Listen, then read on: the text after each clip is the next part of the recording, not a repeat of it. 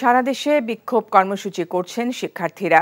Faridpur medical কলেজের সামনে থেকে আন্দোলনকারীরা শহর অভিমুখে রওনা দেয়। তারা শহরের ভাঙা রাস্তার মোড় এলাকায় পৌঁছলে সেখানে পুলিশ তাদের বাধা দেয়। পরে আওয়ামী লীগের সহযোগী সংগঠন আন্দোলনকারী এবং পুলিশের সাথে সংঘর্ষ বাধে। এ সময় পুলিশ রাবার বুলেট ছুড়ে পরিস্থিতি নিয়ন্ত্রণে আনে। উভয় পক্ষের সংঘর্ষে পুলিশ সহ বেশ কয়েকজন আহত হয়। নারায়ণগঞ্জের নগরীর ২ নম্বর গেট থেকে চাষাঢ়ার কেন্দ্রীয় শহীদ মিনার ও বিজয় স্তম্ভের সামনে বিক্ষোভ করে শিক্ষার্থীরা। এ সময় বিজিবির গাড়ি শিক্ষার্থীরা আটকে দিলে তাদের সাথে সহমর্মিতা জানিয়ে স্থান ত্যাগ করে বিজিবি। রংপুর নগরীতে সমাবেশ ও বিক্ষোভ মিছিল করেছে বৈষম্য বিরোধী ছাত্র আন্দোলন। এই কর্মসূচিতে অংশ নেন অভিভাবক ও বিভিন্ন পেশার মানুষজনরা। বৃষ্টি উপেক্ষা করে বিক্ষোভ মিছিল নিয়ে ঢাকা আরিচা মহাসড়কে অবস্থান নিয়েছেন জাহাঙ্গীরনগর বিশ্ববিদ্যালয়ের শিক্ষার্থীরা। এই কর্মসূচিতে একাত্মতা জানিয়ে তাদের সঙ্গে যোগ দিয়েছেন শিক্ষকরাও।